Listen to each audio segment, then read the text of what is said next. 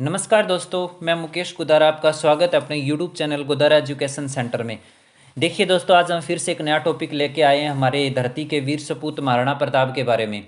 मैं उम्मीद करता हूं कि आपको जो हमारे वीडियो हैं वो पसंद आ रहे होंगे। देखिए दोस्तों, मैं एक आपसे गुजारिश कर रहा हूं कि अगर आपको वीडियो पसंद आ रही है, समझ आ रहा है, तो आप प्लीज़ या तो लाइक करिए और या उसमें कोई कमेंट छोड़ के बता दीजिए कोई रिस्पॉन्स। अगर कोई कमी रह रही है तो आप उसको भी बताइए, क्योंकि अगर कमी नहीं बताएंगे तो मुझे कैसे पता चलेगा कि वीडियो समझ आ रहा है कि नहीं आ रहा है। सिर्फ देखने मात्र से कुछ नहीं होता। आप क्लास का देखिए, अगर क्लास के अंदर कोई टीचर पढ़ा रहा है और क्लास में अगर बच्चों का कोई रिस्पॉन्स ही नहीं है, बच्चे बुत बनकर बैठे हैं, बस देख रहे हैं टीचर की तरफ, समझ आया कि नहीं आया, अगर उनको टीचर को इस चीज़ का पता ही नहीं चलता कि क्या कमी रह गई, अगर कोई कमी रह रही है तो आप उस कमी को भी बताइए, कमेंट में लिख कर छोड़ दीजिए कि ये तो नेक्स्ट वीडियो में उसमें सुधार करेंगे। जब तक आपका रिस्पांस नहीं आएगा तब तक मेरे को कुछ नहीं पता चलेगा। तो आप अपना रिस्पांस ज़रूर दीजिए। अगर समझ आ रहा है तो ये कह दीजिए कि समझ आ रहा है, अगर नहीं आ रहा है, कोई कमी है, तो आप उसको बताइए। अपना रिस्पांस ज़रूर दीजिए। कमेंट नहीं लिख सकते तो कम से कम लाइक वाला बटन दबा दीजिए, उसमें तो टाइम ही नहीं लगता। तो उससे कुछ वो मेरे को कोई बेनिफिट नहीं होना है कि आप यूँ सोच रहे हो कि कोई बेनिफिट हो जाएगा। लाइक वाला बटन दबाने से कुछ बेनिफिट नहीं होगा, सिर्फ पता चल जाएगा कि हाँ आपको समझ आ रहा है। और जब तक पता नहीं चलेगा तो मेरा भी फिर आगे ये रिदम तो नहीं बनेगा ना। रिदम भी जब भी बना रहेगा जब हाँ आपको सही तरीके से समझ आना चाहिए।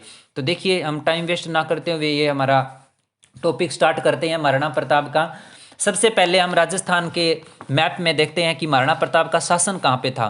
देखिए, ये हमारा कंप्लीट राजस्थान है और इस राजस्थान के अंदर अलग अलग रियासतें थी। इसमें हमारी एक मेवाड़ रियासत थी। यहाँ पर मेवाड़ मैन यहाँ था उदयपुर में। अब अकेला उदयपुर ही उस टाइम मेवाड़ नहीं था। उदयपुर के जिस तरह राजसमंद, चित्तौड़गढ़, प्रतापगढ़, इनका इनका कुछ क्षेत्र भी आता था, जिसमें इस पूरे कंप्लीट क्षेत्र को मेवाड़ बोला जाता था। इस मेवाड़ के ऊपर महाराणा प्रताप का शासन था और 1572 से 1597 ईस्वी तक महाराणा प्रताप ने यहाँ पर शासन किया है। 32 साल तक शासन किया है। तो अब सबसे पहले हम नॉर्मल जो उनके बारे में जो बेसिक जानकारी है उसको देखते हैं। देखिए, महाराणा प्रताप का जन्म कब होता है। महाराणा प्रताप का जन्म होता है 9 मई 1540 ईस्वी को। कहाँ पर होता है ये जन्म? होता है इनका बादल महल। और ये बादल महल कहाँ पर है? ये बादल महल है कुंभलगढ़ के अंदर। और ये कुंभलगढ़ कहाँ है? कुंभलगढ़ दुर्ग है। इस कुंभलगढ़ के अंदर बादल महल, राजसमंद के अंदर ये कुंभलगढ़ दुर्ग है। कुंभलगढ़ दुर्ग के अंदर बादल महल में महाराणा प्रताप का 9 मई 1540 ईस्वी को जन्म होता है। और इनके पिताजी का क्या नाम था? इनके जो पिता थे उनका नाम था उदय सिंह। ये मेवाड़ के अंदर उदय सिंह भी दो हुए हैं भाई, याद रखना। ये उदय सिंह फर्स्ट है, महाराणा प्रताप के जो पिताजी हैं। और इनकी माता माता का क्या नाम था? और इनकी माता का नाम था जयवंता बाई। ठीक है। और इनकी पत्नी थी, इनकी पत्नी का नाम था अजब देव पंवार। ठीक है। और बचपन में महाराणा प्रताप का कई बार पूछ लिया जाता है, इनके बचपन का नाम इनको कीका कहा जाता था। ये भील बच्चों के साथ रहते थे तो इनको कीका कीका के नाम से ये प्रसिद्ध थे। इनका बचपन का नाम था। देखिए, समझिए आप सबसे पहले कि ये इनके पिताजी थे उदय सिंह। इन उदय सिंह के दो पत्नियां थी। एक तो थी जिसका नाम था धीर भाई बटियाणी के नाम से थी। ठीक है। एक थी जयवंता बाई। वैसे पत्नियां और भी थी, ये दो मुख्य पत्नियों के बारे में बात कर रहा हूँ मैं। पत्नियां वैसे उस टाइम ट्रेंड होता था कई कई शादियां करने का। पत्नियां और भी थी, लेकिन ये इनमें इनका जो एक पुत्र था इसका नाम था जगमाल। क्योंकि क्वेश्चन यहीं से उठता है इसलिए हम इनकी बात करते हैं। और इनका पुत्र था महाराणा प्रताप।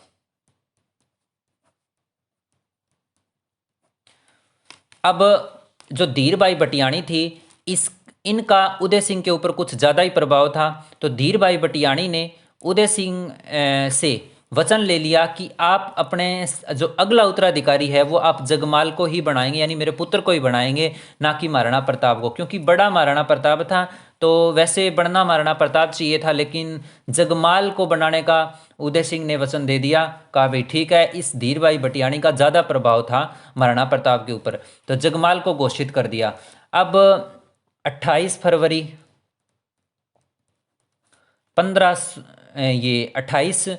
1572 ये होली का दिन था।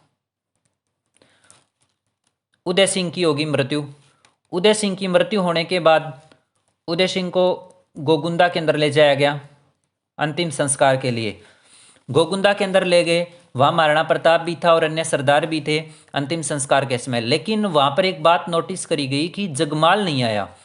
ये जगमाल नहीं था उस टाइम, वहाँ पर महाराणा प्रताप थे और अन्य सरदार थे। तब उन सबको पता चला कि जो जगमाल है वो तो वहाँ पर जो महल के अंदर अपना राज्याभिषेक करवा रहा है। तब सभी सरदारों को इस बात से चिढ़ हो गई, तो सभी सरदारों ने कहा कि जगमाल नहीं, जो अगला उत्तराधिकारी है वो महाराणा प्रताप ही बनेगा। तो वहाँ पर गोगुंदा के अंदर ही महाराणा प्रताप का सरदारों ने क्या कर दिया, राज्याभिषेक कर दिया। और यहाँ से एक क्वेश्चन उठता है कई बार कि महाराणा प्रताप के कमर पर तलवार किसने बांधी थी, तो उसका आपको नाम याद रखना है। ये थे कृष्णदास चुंडावत। ठीक है, ये कृष्णदास चुंडावत थे, इन्होंने महाराणा प्रताप के कमर पर तलवार बांधी थी। ये क्वेश्चन आया हुआ क्वेश्चन है, और आए हुए क्वेश्चनों को हमें देखना बहुत जरूरी होता है क्योंकि रिपीट होते रहते हैं। अब क्या हुआ, तो उन्होंने सरदारों ने महाराणा प्रताप को घोषित कर दिया। अब जगमाल को इस बात का पता चला कि महाराणा प्रताप का राज्याभिषेक हो गया, तो जगमाल इस बात से चिढ़ गया। जगमाल यहाँ से रूट कर कहाँ चला गया, अकबर के पास चला गया। अब अकबर के पास चला गया, अकबर ने जगमाल को क्या अकबर ने इस जगमाल को जहाजपुर की और आंधी की, ये दो जागीरों के नाम है, ये दो जागीर दे दी जगमाल को। और अकबर भी अब सोचता है कि ठीक है, चलो जगमाल आया है तो अब महाराणा प्रताप को मैं अपने अधीन कर लूँगा। तो महाराणा प्रताप को अधीन करने के लिए अकबर उनसे कुछ बात करने के लिए अपने दूत भेजता है। तो उन दूतों में नाम है, वो 4 दूत भेजता है, एक साथ नहीं भेजता, ये अलग अलग भेजता है, मैं अभी बताऊंगा। एक है जलाल खान, एक है मान सिंह, फिर है भगवंत दास। मैं वही करवा रहा हूँ जो एग्जाम में क्वेश्चन आते हैं, आप ये मत सोचना कि बीच बीच में से हो रहा है, या जो एग्जाम के लिए इंपॉर्टेंट है वही हो रहा है। ठीक है, ये 4 दूत हैं, ये भेजता है। तो ये जो ये जलाल खान कोरची बोलते थे इसको, ये जाता है 1572 ईस्वी को, और ये जाते हैं 1573, ये तीनों ये 1573 में जाते हैं। तो ये आपको ध्यान रखना है कि ये जो एक है ये 1572 में, और ये तीनों 1573 में। वैसे डेट तो नहीं है, लेकिन मैं बता देता हूँ, ये नवंबर में जाता है, और ये जून में जाता है, और ये अक्टूबर में जाता है, और ये दिसंबर में जाता है। ये इतना याद रखना चाहो तो रख सकते हो, ये दिसंबर में, ये जून, अक्टूबर और दिसंबर में।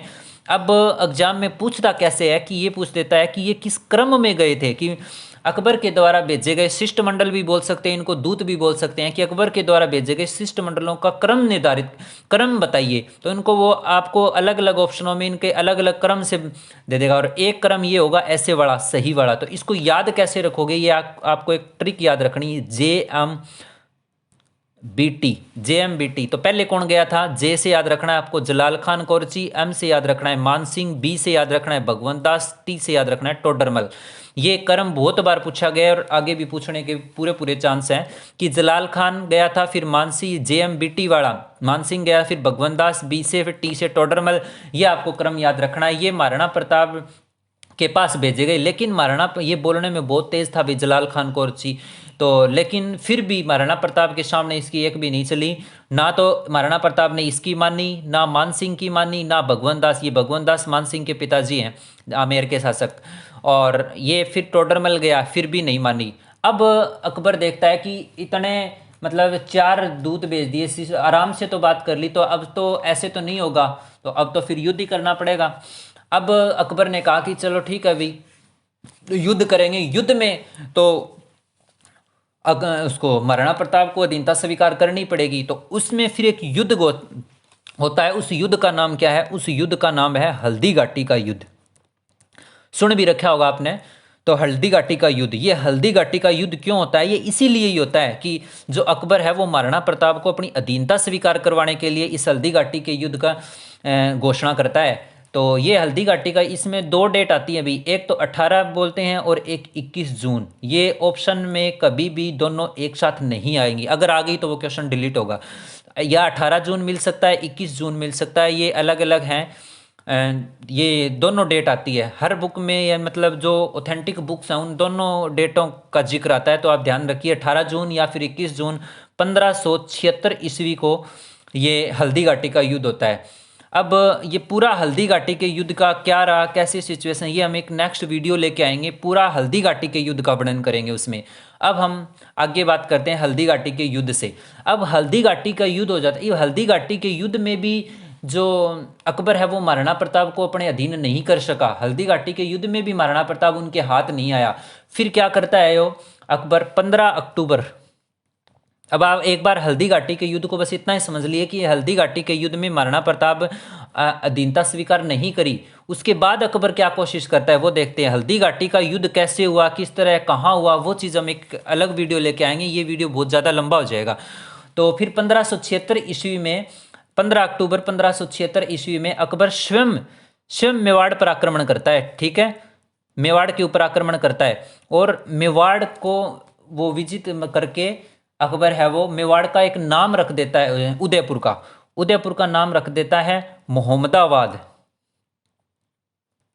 ये आपको ध्यान रखना है, मोहम्मदाबाद। ये बहुत बार पूछा जाता है कि मोहम्मदाबाद किसका नाम रखा था? तो उदयपुर का नाम रखा था 15 अक्टूबर 1576 को अकबर ने। उसके बाद फिर क्या करता है, ये शाहबाज खान नाम का एक व्यक्ति होता है। उस शाहबाज खान नाम के व्यक्ति के नेतृत्व में अकबर है वो 3 अभियान भेजता है। ठीक है, तो एक तो भेजता है 1577 ईस्वी में, कौन था ये? शाहबाज खान। ये भी पूछा जाता है कि अकबर ने शाहबाज खान के नेतृत्व में कितने अभियान भेजे थे? तो ये 3 भेजे थे, 1577 में, 1578 में और 1579 में, 79 के अंदर। ठीक है, और ये भी जो शाहबाज खान है ये भी असफल रहा। इसको भी इससे भी जो महाराणा प्रताप है उसने अधीनता स्वीकार नहीं करी। और जो कर्नल जेम्स टोड है, आपने नाम सुना होगा, कर्नल जेम्स टोड ने इस शाहबाज खान का जो आक्रमण था, इस लास्ट वाले इस आक्रमण को 1579 ईस्वी में, इसको क्या कहता है? ये कहता है सार्वभौमिक युद्ध स्थल की संज्ञा देता है ये। और अब अकबर यहाँ से क्या चलना, पहाड़ियों में चला जाता है। पहाड़ियों में जाने के बाद अकबर के पास अब ना तो सेना, अब ना पैसा रहा कुछ, तो वो क्या करता है कि मुकाबला कैसे करे, क्योंकि पैसे के, सेना के बगैर और ऐसे तो पैसे के बगैर मुकाबला तो हो नहीं सकता। तब एक मतलब भामाशाह, तो ये प्रताप के मित्र थे, भामाशाह, ये महाराणा प्रताप की सहायता करते हैं। ठीक है, ये महाराणा प्रताप की सहायता करते हैं और इस भामाशाह को मेवाड़ का रक्षक कहा जाता है। ठीक है, क्योंकि इन्होंने महाराणा प्रताप की सहायता करी थी। 20,000 स्वर्ण मुद्राएं दी थी, बोल रहे थे उस टाइम 20,000 स्वर्ण मुद्राएं, यानी वो महाराणा प्रताप क्या कर सकता था? 25,000 की सेना को 12 साल तक चला सकता था। इतना उस टाइम 20,000 जो स्वर्ण मुद्राएं थी उनका मूल्य था। तो इसको मेवाड़ का रक्षक कहा जाता है, क्योंकि इसने रक्षा करी थी महाराणा प्रताप की अपने दान देकर। तो इसको कर्नल जेम्स टोड ने इसको मेवाड़ का दानवीर कर्ण भी कहा गया है। भामाशाह को दानवीर कर्ण भी कहा गया है, कर्नल जेम्स टोड ने कहा इसको, ये भी ध्यान रखना है आपको। तो ये कई बार पूछ लिया जाता है कि कर्नल जेम्स टोड ने मेवाड़ का दानवीर कर्ण किसे कहा है? तो इस भामाशाह को कहा है। ठीक है, भामाशाह को। फिर क्या करता है अकबर? 1580 और 81 दोनों सन आते हैं इसमें। अकबर है वो अब्दुल रहीम खाना नाम से एक व्यक्ति होता है, ये मुस्लिम व्यक्ति है, इसको भेजता है। तो इसमें क्या होता है, जो इसका महाराणा प्रताप का पुत्र है अमर सिंह, और अमर सिंह क्या करता है, शेरपुर नाम की जगह थी, वहां पर अब्दुल रहीम खान खाना के जो मतलब परिवार था इसका पूरा, उसकी जो बीवी बच्चे वो थे वहाँ पर। तो अमर सिंह क्या काम करता है, इसके पूरे बीवी बच्चों को किडनैप करके यहाँ ले आता है, मेवाड़ में ले आता है। तब अमर सिंह को महाराणा प्रताप कहते हैं कि तूने ये क्या किया, ये इसको सैक कुशल वापस लौटा किया। तो महाराणा प्रताप ने जब अब्दुल रहीम खान खाना के पत्नी बच्चे यानी इसके जो अमर सिंह लेके आया था उनको वापस लौटा दिया। तो वापस लौटा दिया तब अब्दुल रहीम खान खाना है वो इस अपना जो आक्रमण किए बगैर ही महाराणा प्रताप पर आक्रमण किए बगैर ही वापस चला जाता है कि इतने अच्छे व्यक्ति पर मैं आक्रमण भला कैसे कर सकता हूं, जिसने यानी मेरी बेगमों को वापस लौटा दिया सैक कुशल। फिर क्या होता है, इसके बाद एक युद्ध और होता है, दिवेर का युद्ध बोलते हैं, दिवेर का युद्ध कहा जाता है। यह होता है अक्टूबर 1582 ईस्वी को, ठीक है, अक्टूबर 1582 ईस्वी को। इसमें महाराणा प्रताप की तरफ से तो लड़ता है इसका पुत्र है अमर सिंह, और अकबर की तरफ से कौन आता है, अकबर की तरफ से आता है एक सुल्तान खान नाम से एक व्यक्ति आता है। और इस युद्ध के अंदर ये सुल्तान खान का नाम का जो व्यक्ति है ये मारा जाता है। तो ये व्यक्ति मारा गया। तो कर्नल जेम्स टोड ने इस युद्ध को एक नाम दिया है, ये नाम बहुत इंपॉर्टेंट है, आपको याद रखना है। क्या कहा है, मेवाड़ का मैराथन। हाँ, ये दो नाम है भाई, एक तो मेवाड़ का मैराथन और एक मेवाड़ की थर्मोपल्ली। तो मेवाड़ की जो थर्मोपल्ली है ये किसको कहा गया, ये हल्दी घाटी के युद्ध को कहा है, ये आपको ध्यान रखना है। जो मेवाड़ की थर्मोपल्ली, इसमें बहुत कंफ्यूज होते हैं कि थर्मोपल्ली किसको कहा है या फिर मैराथन किसको कहा है। तो दिवेर के युद्ध को मेवाड़ का मैराथन कहा गया है और हल्दी घाटी के युद्ध को मेवाड़ की थर्मोपल्ली कहा है। किसने कहा है, तो कर्नल जेम्स टोड ने, ठीक है, ये कर्नल जेम्स टोड, ये इतिहासकार हुए हैं ये, इन्होंने कहा है, कर्नल जेम्स टोड ने मेवाड़ का मैराथन कहा है दिवेर के युद्ध को। अब 1584 ईस्वी में देखिए अकबर एक और व्यक्ति को भेजता है, जगन्नाथ कछवा के नाम से व्यक्ति था कोई, ये इस जगन्नाथ कछवा को भेजता है। ये अंतिम आक्रमण था, ठीक है, अंतिम आक्रमण के था ये अकबर का। और इसके बाद अकबर के महाराणा प्रताप पर कोई भी आक्रमण नहीं हुए। तो ये भी बहुत बार पूछा जाता है कि अकबर ने महाराणा प्रताप पर अंतिम आक्रमण करने के लिए या अंतिम रूप से किसको भेजा था, कब भेजा था। तो 1584 ईस्वी में जगन्नाथ कछवा को भेजा और ये महाराणा प्रताप पर अकबर की तरफ से अंतिम अभियान था। और 1585 के बाद 1585 में जो महाराणा प्रताप है वो अपनी एक नई राजधानी बनाते हैं, उसका नाम है चावंड। इस चावंड के बारे में भी बहुत क्वेश्चन बनते हैं। इस चावंड को महाराणा प्रताप की आपातकालीन राजधानी कहा जाता है भी, आपातकालीन राजधानी। तो ये भी बहुत बारी आया है कि महाराणा प्रताप की आपातकालीन राजधानी का क्या नाम था, चावंड। और 1585 से ये 1585 में बनी थी और कब तक रही थी, ये 1615 ईस्वी तक रही थी। तो ये भी पूछ लिया जाता है कि चावंड है वो महाराणा प्रताप की राजधानी कब से कब तक रही, 1585 से 1615 तक रही थी। इसको आपातकालीन राजधानी बोला जाता है। और अब बात करते हैं हम 19 जून 1597 ईस्वी को 57 वर्ष की आयु में, ठीक है, 57 वर्ष की आयु में क्या कहा जाता है कि धनुष की डोरी चढ़ाते हुए महाराणा प्रताप जी की मृत्यु हो गई। तो ये भी सन आपको ध्यान रखना है, 19 जून 1597 को 57 वर्ष की आयु में इनकी धनुष की डोरी चढ़ाते हुए और मृत्यु हो गई। और इनका दाह संस्कार किया गया। तो इनका दाह संस्कार कहाँ किया गया, इनका दाह संस्कार किया गया बांडोली गांव था कोई, ये बांडोली गांव, इस बांडोली गांव के अंदर दाह संस्कार किया गया। और यहीं पर इनकी 8 खंभों की छतरी है, ये भी याद है। तो पूछ लिया जाता है कि महाराणा जो प्रताप है उनकी 8 खंभों की छतरी कहां पर है, तो ये बांडोली गांव में है। 8 खंभों की छतरी है इनकी। और बनवाई किसने थी, इनके पुत्र थे अमर सिंह, अमर सिंह ने बनवाई थी, ये आपको ध्यान रखना है। और यही है। और प्रताप को हल्दी घाटी का शेर, मेवाड़ केसरी आदि इन नामों से भी जाना जाता है। तो देखिए दोस्तों, आज हम ये जो महाराणा प्रताप के बारे में पूरी जानकारी, उनका जन्म पढ़ लिया और इनके जो दो रानियां थी, किसका पुत्र महाराणा प्रताप था, जगमाल किसका था, कैसे महाराणा प्रताप शासक बने थे, पहले जगमाल बना था, इनके पिता की मृत्यु कब हुई, इनके इसने अकबर ने इनके जो शिष्टमंडल भेजे थे उनके बारे में याद रखना है। फिर इनसे बात नहीं बनी तो अकबर ने हल्दी घाटी का युद्ध की घोषणा करी। ये युद्ध कब हुआ, ये दोनों डेट आपको याद रखनी है। और फिर अकबर स्वयं आता है। फिर 1577, 78, 79 में शाहबाज खान को 3 बार आक्रमण करने के लिए भेजता है। फिर भामाशाह है, वो मेवाड़ का रक्षक कहा जाता है, जिसे वो महाराणा प्रताप की रक्षा करता है।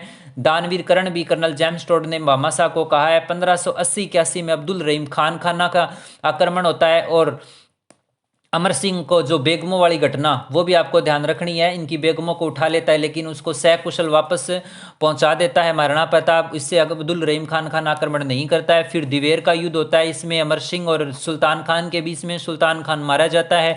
इस दिवेर के युद्ध को मेवाड़ का मैराथन कहा जाता है। मेवाड़ की थर्मोपल्ली हल्दी घाटी के युद्ध को कहा जाता है। 1584 में जगन्नाथ कछवा को अंतिम अभियान पर भेजता है महाराणा प्रताप पर अकबर। 1585 में चावंड को अपनी राजधानी बनाते हैं महाराणा प्रताप।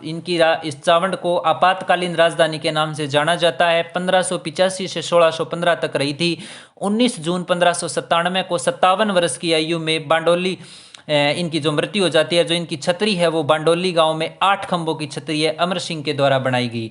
32 वर्ष तक इन्होंने शासन किया था, ये भी बात आपको ध्यान रखनी है। 57 वर्ष की आयु में उनकी मृत्यु हो गई थी। तो दोस्तों आज हम इतना ही पढ़ेंगे क्योंकि वीडियो ज़्यादा लंबी हो जाएगी फिर।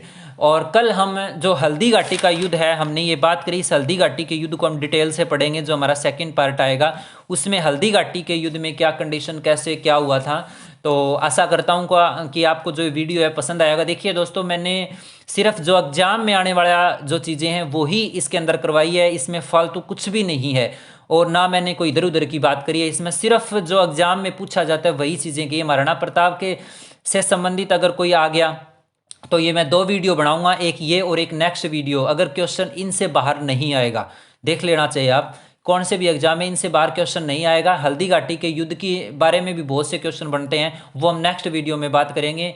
यदि आपको जो ये वीडियो पसंद आ रहे हैं तो आप हमारे इस चैनल को सपोर्ट करिए और सब्सक्राइब करवाइए। और वीडियो को आप रिस्पांस ज़रूर दीजिए भाई, रिस्पांस के बगैर पता नहीं चलता। जब तक आप रिस्पांस नहीं दोगे तो कोई फ़ायदा नहीं है। आप रिस्पांस दीजिए, अगर समझ आ रहा है तो मैं बहुत अच्छी अच्छी चीज़ें लेके आऊँगा इस चैनल के ऊपर।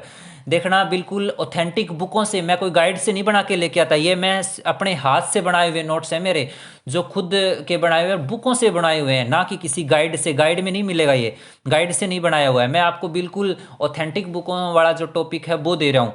और ये चीज़ें जो मतलब आपको पेमेंट करके, यानी जो ऐप पे दिए जाते हैं, पेमेंट पे मिलते हैं, वो चीज़ें मैं आपको यहाँ करवा रहा हूँ। देखिए बहुत अच्छा है इनमें मैटर। अगर आप साथ में नोट्स बनाओगे तो आपके इतने अच्छे नोट्स बन जाएंगे, आपको पूरे मतलब किसी का भी एग्जाम देना, कौन सा भी एग्जाम देना चाहे राजस्थान के अंदर, ये पूरा तरीके से काम आने वाले नोट्स होंगे। तो थैंक यू दोस्तों, नमस्कार, मिलते हैं नेक्स्ट वीडियो।